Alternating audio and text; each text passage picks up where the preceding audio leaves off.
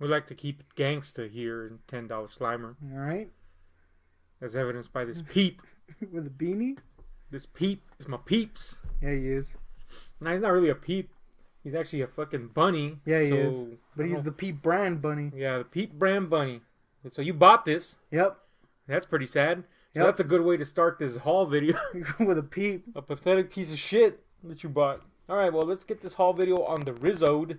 Uh-huh. Keeping the G motif Keeping my G unit status with that street savvy lingo, as the 20s kids would say. All right. Yeah, man. What'd you get this month? Let's start with them little. What is it? A vibrator with her? No, it's actually a razor. What? What? This is not a cool haul video item. I needed one on the counts of my face hair being so heavy I look like a werewolf. It is kind of hard. It's hard for you because all the hair, the hair grows into your scar tissue. Yeah, it's not good. But yeah, it's also bad that I have really thick hair. You just have one hair. It's just like one. No, it's like 3 hairs. But since the scar is like, it's not good. So I needed one. The stupidest item. The old toe knife wasn't working anymore. I needed an actual razor. Anyway, let's get to the real items here. We got the old Meeseeks fig. Mr. Meeseeks. From the old Rick and Morty before people ruined it. Yeah. It's still a good show, but shit. Is. The people suck donkeys. This is getting a lot of flack. Just go off on a tangent on that. Uh-huh. This show is getting a lot of flack now because of those damned fans that suck. But really, this is not just a problem with the show. It's a problem with a lot of fandoms now. True. For just ruining shit. Like, dude, can you just be normal, please? Yep. My Little Pony saw that happen. Never will I see it again. I saw one episode, didn't get it. That's weird. So you just admitted to being a brony? No, I saw one episode. I was like, well, this ain't that great. I need the... now, I'm not judging you. Don't get me wrong. But why did you see...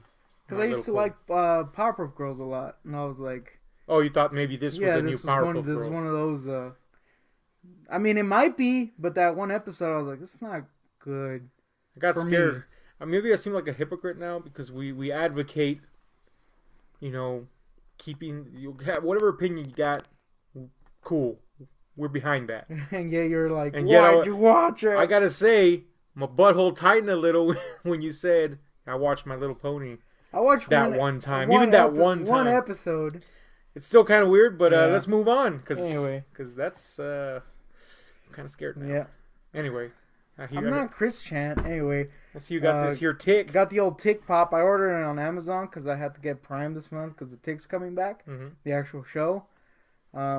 Assuming that I wouldn't be able to find it anywhere. And I went to the old comic shop and they had 10,000. Yep. And my box is a little scuffed, so that kind of stinks. Oh, yeah, it is? A little bit. It's not too bad. I don't see this getting up in price, so who cares? But yeah, the tick. Finally, there's an action figure that's widely available. For my dick.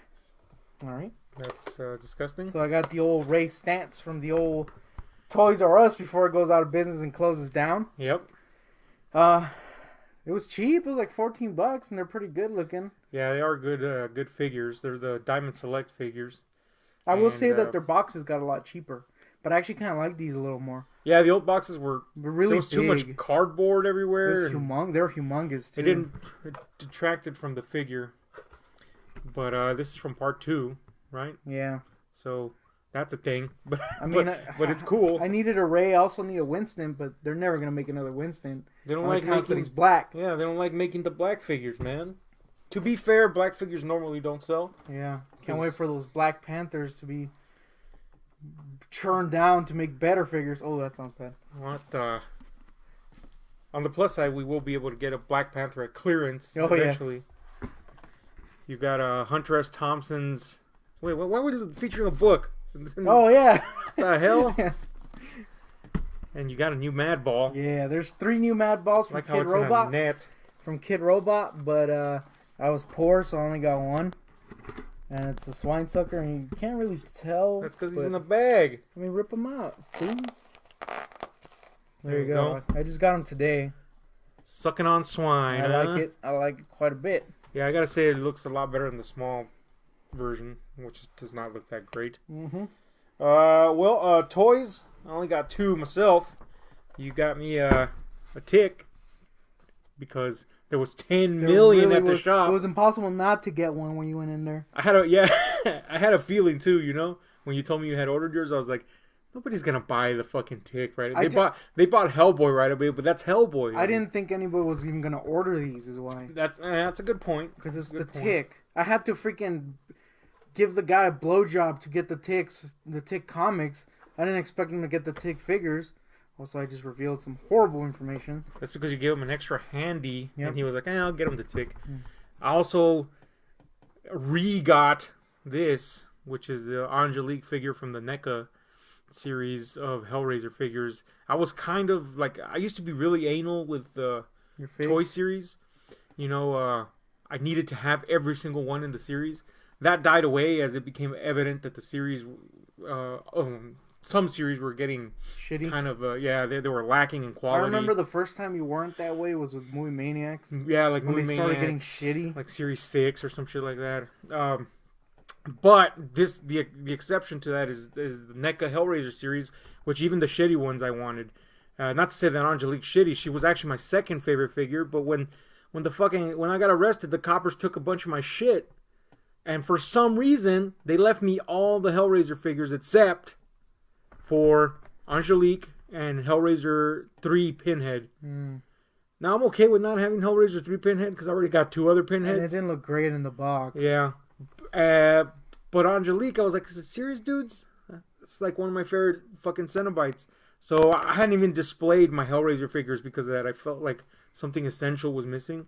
But I found a cheap-ass one, so got him. Yep. Anyway. Or got her. We've already kind of revealed your book, so... I got one book, and that's this, because I heard he was cool. He's not cool. He's actually a gigantic asshole. Well, a good writer. But it's always engaging to read his shit. Yeah, he seems insane. The Great Shark Hunt from Hunter S. Thompson, a bunch of collections of his... was at the old Goodwill. His little journalistic ventures. Yeah, pretty cool. Pretty cool. Some sort of sack. Books. That's kind of where I'm loaded right here, in the book department. Mm-hmm. I got me Chilling Adventures in Sorcery trade paperback. Now, this is a collection of the old Archie Comics, Red Circle Comics, horror comics. All right. That's a lot of comics in there. Like comics about from the 70s. That initially began kind of like a more kid-friendly type of approach, and then turned into just kind of something along the lines of the eerie and creepy magazine. So yeah, it's pretty cool, man. I was really pleased with this little collection. It took me by surprise. Very reminiscent of eerie, creepy Tales from the Crypt, but stands on its own. I like it. I like it a lot. Speaking of comms, now we're currently doing a Hellraiser series where we're gonna visit every single one of the Hellraiser movies. Oh man, that means Hell World. Yep. And we're getting so we could finally get to the new Hellraiser movie, which is Judgment. And I am going to introduce into that series an episode centered around this particular collection, and it's a comic omnibus of the entire Clive Barker's Hellraiser series from Boom. Now, in one of the Hellraiser videos, I said it was IDW. I was mistaken. It's Boom Comics that did it, and this was overseen by Clive Barker and co-written by him, and it is an alternative timeline to the movies, thankfully. Basically, it only acknowledges part 1 and 2, and then goes from there. Oh, not necessarily from there, but, follows that particular timeline. And it is fucking badass, man. This is, now what I prefer is the history of Hellraiser. It's pretty epic. In fact, it pleased me so much that I had to get the other alternative timeline that they worked on, which was Dark Watch. This is the second volume. I like how you snuck a peek at the I was seeing which volume it was. This is the second volume. But I ordered the other 2 volumes. So hopefully that'll be as good as the other one. And I did it again, man. You did it again? I fell into the fuck. I'm gonna just ignore any Britney Spears reference you're because you're the one that had the massive collection. I still do. I don't want to ruin the Britney experience. All right. But leave Britney alone. Yeah, leave Britney alone, man. I did it again, man. Yeah, you did. I fucking bought a Dean Koontz book. Now, to be fair, he looks like shit in the back. Well, yeah, but this is a reprint. To be fair, this is one of the books he wrote as Lee Nichols. Okay. So you can forgive me for that, right? Yeah, it's true. Then one day you show up. Oh yeah, I did. And you give me this. Ooh, fucking looking like ass in the back. Deeply Odd. Now I like the Odd series. I haven't read this particular installment, so that's cool. So hopefully this won't suck. Now you can confirm that if he got worse within his own series, which he started off strong. Now look at this fucking pick, though. The only reason I got this was because it was at the Dollar Tree, which says a lot, by the way. Sarah was like, "Hey, you want this book?" I'm like, "Sure." Fucking shit, dude! Look at his damned hair. It's not good. You know what? That's Monkey's hair. Yeah, it is. Oh man. Shit. Yeah. Find out he's one of the monkeys. Kick his ass. I forgot to mention this one last time, but that's the Song of Susanna, Dark Tower book hardcover. Another thing that I lost during. Is that the one that I found at the Goodwill? Yeah. Yeah. Brand new, so that's cool. Yeah, it was surprisingly good condition. And that's probably because they didn't even read it. Nope. And or realize it was an installment in the series. But yeah, man, this is one of the ones I lost during the raid. The raid of my home. The raid. And it was good to get it back. Now I have them all except for book 4, which is horribly impossible to find in hardcover. It should also be added that along with that find, I also found there was a Duma key. Oh yeah. But you already had it, so that's why it's not being featured. I will say this: that Duma key that you found is different. It has a gold it has a platinum foil lettering, which the other version, which was the first edition that I had, doesn't. So I'm wondering why that is, and I'm trying to find out. Because if it is, it comes wrapped too, which is unusual. Yeah. So if there's something special about it, I want to know what the fuck before I unwrap it. Anyway, I also found this, which is called Next After Lucifer, which sounded pretty damned interesting. A little, I like the little blurbs in the back here from Robert Bloch, a master of horror himself, who suggests that this is a good old return to good versus evil type of fiction, which I'm always a fan of. So that sounded pretty interesting. Of course, it might just blow. Who knows? Then I found this, which is pretty awesome. No, you did a swindle. Robert R. McCammon Stinger with the worst cover in the history of mankind. It's not good. Looking like something out of Goosebumps. Yeah, man. Now I found this at a Goodwill.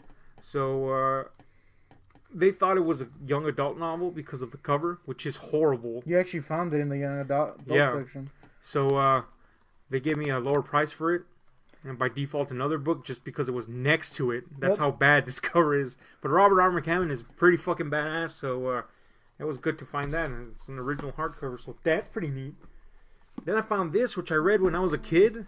And it's this is, if I remember it correctly, this is like a bloody affair, like a almost splatterpunk in its approach. But yeah, I read this as a kid, so it was cool to see this and actually find an original hardcover. That's pretty cool. Oh, it's ghoul, dude. Speaking of ghouls, yeah, that are cool, I found a hardcover of the Damnation game from a favorite author, Clive Barker. Hells yeah! Now he's gay. Yes, he is very gay. Now I have a copy of the Damnation game. I like it just in hardcover. Went with it. Oh, he's gay as hell. Oh yeah. Hellraiser, that is. No, I already have a copy of this, but it doesn't hurt to have another. Because he's fucking Clive Barker. Yep. And he's gay. Super gay. So anyway, that's my books. I hear you got some.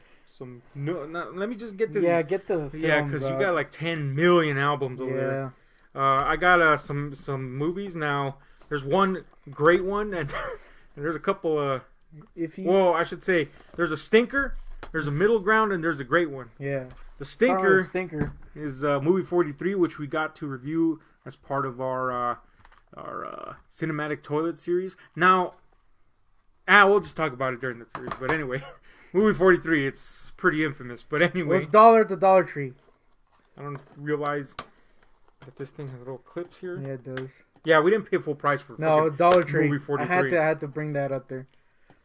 Not ever gonna pay full price for movie. Now, I got The Island from Michael Bay, which I hate Michael Bay. Yeah, you do. It goes down in the annals of history how much I hate Michael Bay. I'll say it and I'll say it again. I hate him. I hate Transformers. I hate everything he stands for. But I actually kind of really enjoy The Island. It's like 80% of a pretty badass movie, and then there's one point in the movie where he just goes into Michael Bay mode completely, and it just becomes like mindless action. Yeah. But then thankfully it goes back to the movie.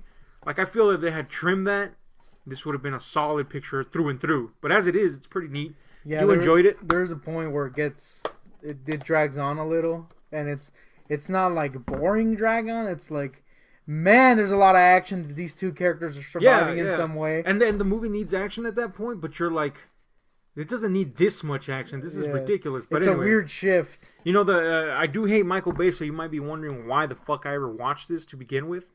Well, there's one thing about Michael Bay you can always count on. That's explosions, shallow storylines. Okay, that's more than one thing. Racist caricatures of people. There's a lot of things you can count on with Michael Bay. None of them are good. Nope. But the one good thing you can count on from Michael Bay is that he will do his best to display the assets of the females he casts. Which, if you're an oogler like me, you're going to be like, hell yeah. Now, when I heard that Scarlett Johansson was in this, I was like, oh man, we're going to get some great Scarlett shots a la Megan Fox, only hot. And didn't happen. You were disappointed. I was like, damn it. But then, of course, I discovered that it was actually a pretty cool movie. Instead, we get Big Mike porn shots. Yeah, that's great. No one knows who Big Mike is, by the way. I'm not going to explain it. So. I also got The French Connection. Yep. The Friedkin classic. There's nothing to say about this other than it's one of the greatest films ever made. So if you haven't seen it, the fuck's wrong with you? It's awesome you haven't seen it, so what the fuck's wrong with you? But you will. Anyway, let's get to your I got the sack. Carousel of crap. Now, a lot of these are going to be quick fire because I don't know shit about them. All right. This is one of them. I like how you start with Pepe, the album. Yep. Now, we got this because you had to fill a quota to get a specific price. I needed 10 to get a discount, basically. But we got it because Mexican icon of comedy, Cantinflas, is on the cover. Yep. So that's pretty cool. And apparently in the movie. And I've never even heard of this movie. I don't know. To be honest with you. It's got a bunch of American stars singing tributes to Mexico. I don't understand it. Seems pretty cool though. I was gonna say that's bound to suck, but okay. Well, yeah, you're right. Now this is another Creedence album. Now I already have all of them except for Mardi Gras, which I'm gonna wait on because it stinks, and it's super expensive right now. But I've decided to pick up the second Creedence Gold because it got some good tunes. Now, unfortunately, there was a little bit of a scratch in one of the songs, but it's just one, so who cares? I like how Ned Flanders is part of the gang, by the way. He's a pretty cool guy. He's probably complaining about not getting enough airtime. Got the old Goldfinger. This is pretty cool. Soundtrack. Yeah, this is pretty neat. I mean, literally, this could be scratched to hell and back, but the fact that it's a Goldfinger soundtrack album is pretty neat. Now, I got one complaint, and that's that it doesn't come with the Bond theme, which I would have liked to have had. Can't win them all, bud. You can't win them all. Now, this I do have a tale about. Again, I'm trying to collect all Creedence albums, and I've succeeded, except for Mardi Gras, because it stinks. I ordered this one on Amazon, because it said it was in like-new condition. Apparently, like-new means being wiping your ass with it and throwing it on the ground, stomping on it multiple times. Damage, man. Damage is horrendous. The back is watery. And the cover's all split and shit. It's literally split to all hell. But it's like new. I mean, it plays well, but the fact that it looks like shit makes me go, man, I want to replace this. Next up is this. It's pretty new, though. Top Hits of the 60s, Volume 1. Which is pretty good. Might as well churn out the other one. And Volume 2, which is a lot better. They're pretty good. Pretty good collects. I don't have much to say. Now, I do have something to say about this one. Woo! It's a stinker! What is it? Original... What? What is the title of this shit? It doesn't have a title. Now, theoretically, it's good because it's got some good tracks in terms of song choices.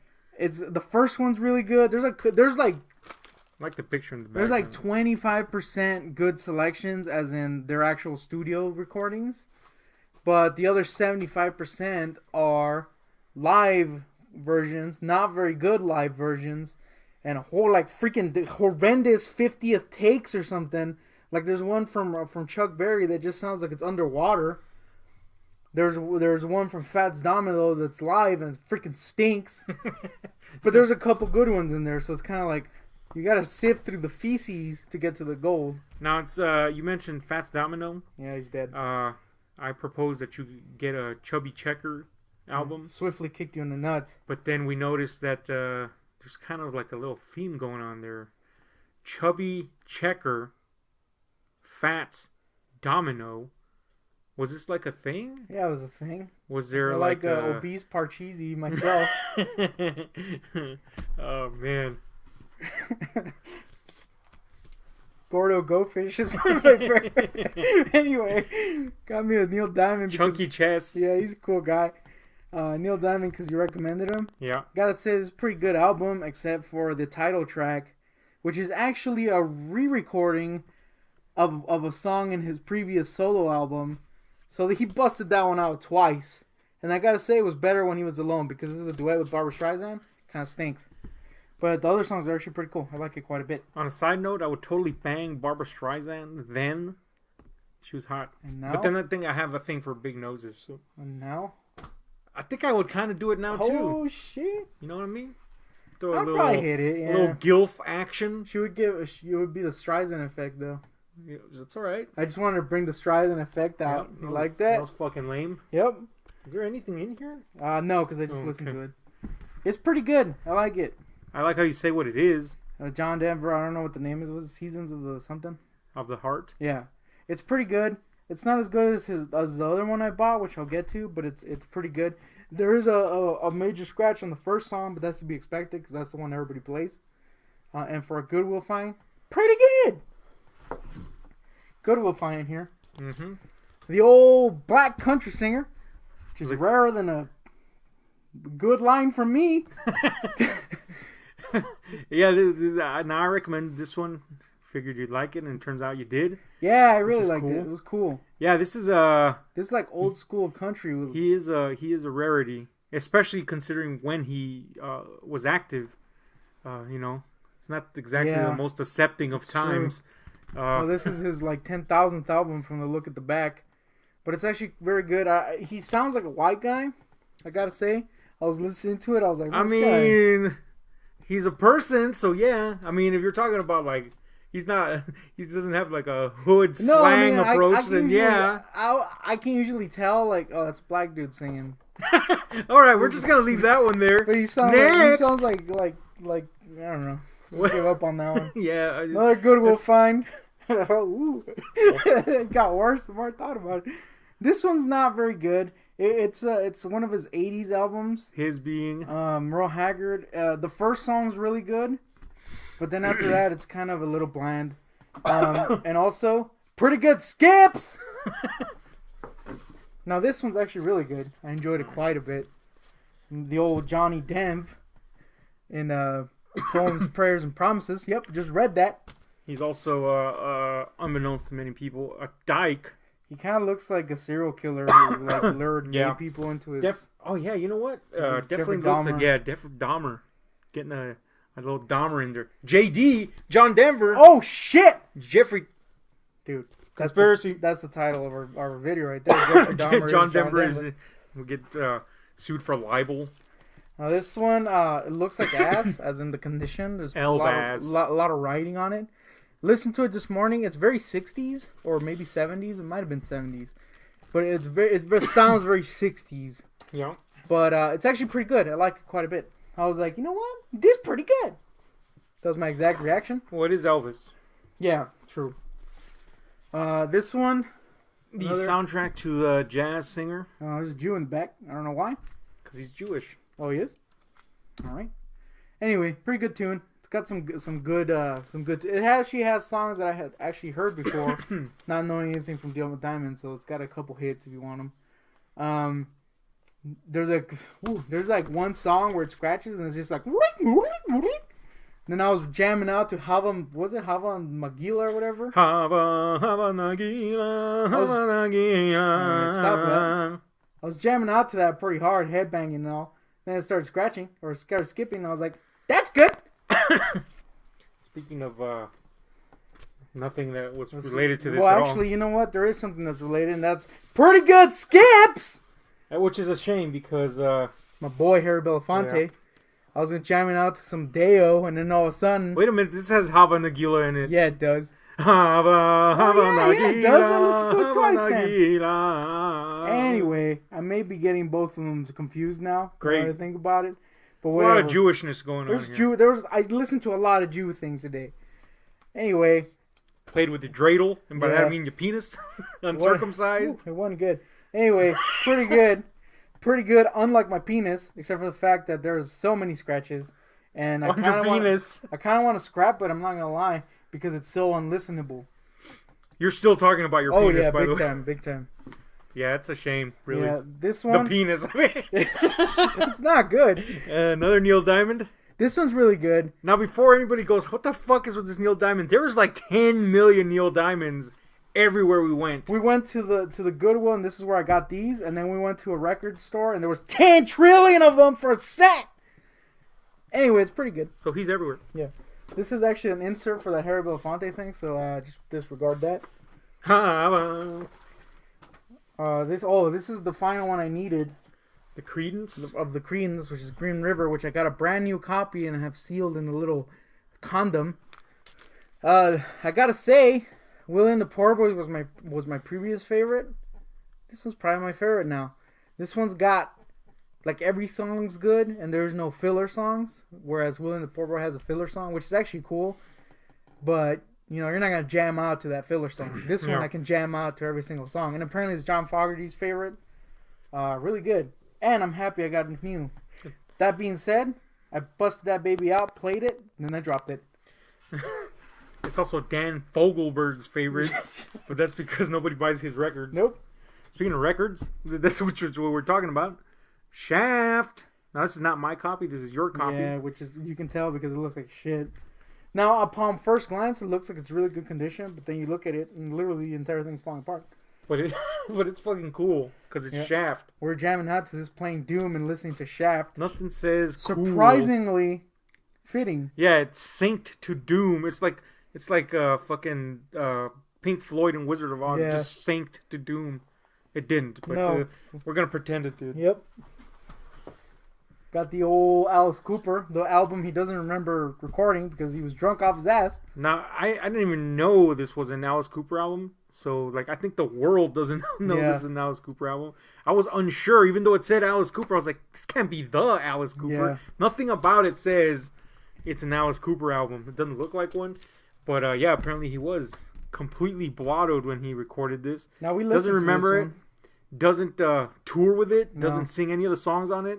Calls it his scariest album. Yeah, but it was really good. It was really good, surprisingly good. It was very varied and bizarre. Mm-hmm. But it's definitely a drug album. It's pretty cool. I can't wait to listen to it on my new turntable. We'll get to that. Yep. Next one up is Antonio Aguilar, my boy from Mexico. Now, if you're not Mexican, you know what the fuck this means, but he's badass. This is a 3-disc. I like this cover where he's sniping Hell people. Yeah. Now, I made a joke because I picked up 2 of his albums, one of which he's sniping people, the other which was he's next to a horse looking at it, he's about to make out with him. Called him a lover and a fighter, and I was right. Anyway, pretty good. It's 3 albums. Haven't listened to them all, but I did listen to one. That was pretty good. Yeah. This one I wasn't gonna buy. Creedence Gold. Because I'll just throw this one. I'll lump it in because that guy lumped it in also.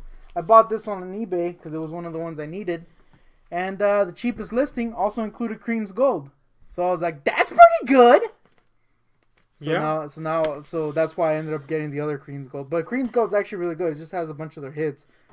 Apparently, WWE's Daniel Bryan Yeah, he was in the Creedence. Yeah, he was. Anyway, they're both pretty good. I gotta say though, this feller up here, he has a Dean Koontz's hairdo. Oh, it's John Fogerty. Yeah, he had a fog. He had a nasty ass hair for a while. I'm not gonna lie. I wonder if Dan Fogelberg had. Now, you know how when they say I saved the best for last? Yep. It's definitely not a case of that. And that is his name? This is Frank Macia's or Machia maybe. Yeah. Booga Booga. Booga Booga. It's a jazz album, an experimental jazz album. It's bizarre. What would you say? It was barely re-released for the first time ever in like 1 zillion years. Yeah. But this is an original copy. 81, I believe. And really, again, this was one of the ones that you bought to fulfill the requirement. And I also got it because the cover's cool and the back art's yeah, cool. but that's what made me recommend it to you. Not the quality of the music, but this cover and this art. Now, I will say that I only listened to the first side, and it was weird. Yeah, it's very reminiscent of Fantomas. Oh, actually, not Fantomas. Oh, fuck, I forgot their name, dude. How the fuck did I forget their name? What? It's killing me now. Oh, no. Mike Patton. Bungle? Mr. Bungle. Mr. Bungle, I mean. It was very reminiscent of that in terms of its jazzy experimentation. Yeah, it's weird. This is like a bunch of like... I didn't hate it. I'll say that. Yeah, pretty cool. I will say that the audio quality was shit because I was on a really crappy turntable. Like this Segway! But I upgraded recently. I didn't bring it because it was heavy. But if anybody's curious, look up the Audio-Technica LT-LP60. Mm-hmm. Pretty good! The only critique I have, and it's really a critique more on the quality of albums that I get, is that it is very, very sensitive to scratches. So you'll be busting, you'll be like bopping a move to freaking Hava Nagila, and then all of a sudden, but some might see that as a plus. Also, you like that voice crack? Yep. Anyway, I saved me some good cash because I got it used. Unfortunately, didn't come with all the perks. Speaking the perks of, being the adapters and all that. Speaking of used. Oh yeah. And not coming with all the perks. So this is an album I bought last time, but I decided to bring it out. I just noticed there's feces on the back, by the way. But I put this one in today. Listen to it. I shouldn't say listen to it because I couldn't listen to it because this baby's worn to the freaking nub. Whoever listened to this baby freaking destroyed it. I put it in. First thing I hear, and then a faint voice singing, I assume. So it's not good. It's not. It's an oldie, but it's not a goodie. I'll say this: the actual songs are. I only listened to the first side because when I flipped it over, it was like an old school hip hop party up in this with wiki wiki, but not in a good way. It would sound like shit. But the songs are really cool, so I might actually look these up just to listen to them in good quality. But man, whoever had this baby wore it to the freaking nub. I'm going to keep saying that without being 100% sure of what it means. So I'm not going to lie, I've gotten this weird, I've only done it twice, but I was going to say I've gotten this weird habit, when really it's not a habit. But it might become a habit, so I'm going to go with it. I've gotten this weird habit of making bowls out of vinyls. Mm-hmm. I think I got 2 new ones. And that's the old Harry Belafonte and this oldie but goodie. On the concept they sound like shit. I mean, you got to use them for something, right? No, that's not either a really big cup or a bowl. Yeah, it's not a mark against the actual quality of the albums because they're actually cool. It's just whoever owned these babies skateboarded down the asphalt with them, and it's not good. Anyway, speaking of not good, this video has gone on far too long, so we'll call it a day right there. And what'd you think about this haul? I mean, clearly it licked. Oh yeah, but what did you get this month? I'll say this: at least I wasn't dead for this one like last month. True. Anyway, this has been Ahab and the Goontick. Fondling balls. Hit like, share, subscribe. Hit those notification buttons because we are leaving the building. I guess. Like Elvis. I don't know where that was going. Anyway, we're gone. Toilet. We're gonna go die on toilets now.